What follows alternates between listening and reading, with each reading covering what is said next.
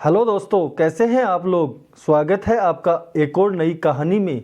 इस कहानी के बारे में बस इतना बता दूं, ये कहानी इतनी इमोशनल है कि इसे लिखते हुए मैं खुद अपने आंसू नहीं रोक पाया।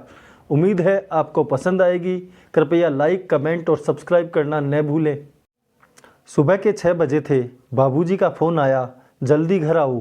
किसी अनहोनी की आशंका से ग्रस्त शामू ने तुरंत साइकिल उठाई और कच्चे रास्ते पर तेज तेज पेडल मारता हुआ जब घर पहुंचा तो 75 वर्षीय रामलाल मकान के बाहर बरामदे के खंबे से सर सटाकर उदास बैठे थे। साइकिल को एक तरफ फेंकते हुए शामू दौड़ कर आया। रामलाल का कंधा हिलाते हुए बोला, बाबूजी क्या हुआ। रामलाल की बूढ़ी आंखों में काफ़ी देर से रुका हुआ आंसुओं का सैलाब फूट पड़ा। रोते हुए बोले, तुम्हारी अम्मा हमें छोड़ गई शामू। सुनते ही शामू की आंखों के आगे जैसे धरती घूमने लगी। वही ज़मीन पर बैठ गया। कुछ पल खुद को संभालते हुए खड़ा हो रामलाल से लिपट कर बोला, बाबूजी कब और कैसे हुआ। रामलाल बोले, पता नहीं, रात को तुम्हारे जाने के बाद दवा देकर सुलाया था। सुबह उठकर मैंने चाय बनाई थी। जब उसे चाय के लिए उठाया तो एक तरफ लुढ़क गई। नब्ज देखी तो वो हमें छोड़कर जा चुकी थी। शामू जोर से चिल्लाया, हे भगवान, महीने भर से कल ही तो अम्मा को छोड़कर गया था और उसी में तुमने मुझसे मेरी अम्मा छीन ली। बाबूजी, कल आपने मुझे घर क्यों भेज दिया था। रोते हुए रामलाल की तरफ देखा, फिर भावनाओं को काबू करके बोला, भैया लोगों को फ़ोन कर दिया बाबूजी। रामलाल ने नाम में गर्दन हिलाते हुए कहा, मैंने अभी तक सिर्फ तुम्हें ही फ़ोन किया है शामू।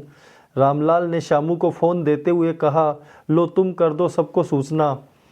कांपते हाथों से शामू ने फ़ोन पकड़ा और रामलाल के दोनों अफसर बेटों को फ़ोन कर सूचना दी। रामलाल के बताए अनुसार अन्य रिश्तेदारों को भी सूचित किया। धीरे धीरे पड़ोसी और रिश्तेदार आने लगे। कुछ ही देर में पूरा अहाता लोगों से भर गया। करीब 2 बज गए मगर रामलाल के बेटों की कोई खबर न आई तो लोगों ने शामू से फिर फ़ोन करने को कहा।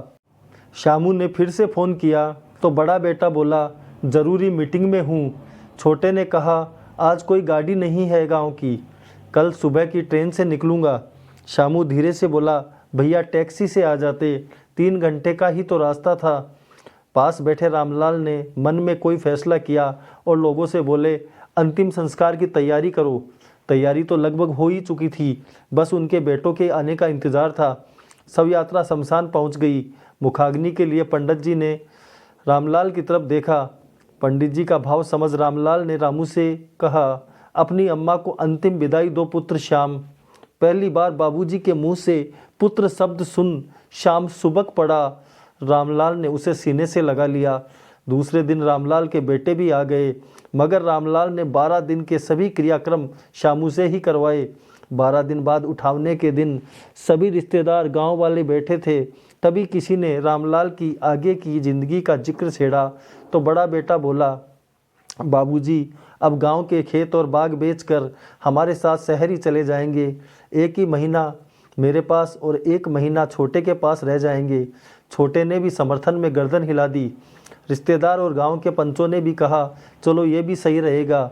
अब तक सारी चर्चा चुपचाप सुन रहे रामलाल ने पूछा, खेत और बाग बेचकर पैसा कौन लेगा।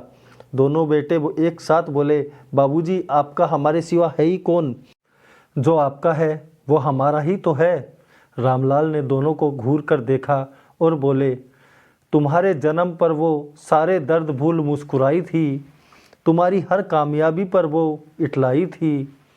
1 महीने बीमारी से तड़पती रही, जन्म दिए बेटों से मिलने को तरसती रही। हद तो तब हुई जब मुखाग्नि के इंतजार में सुबह से सांझ हो गई।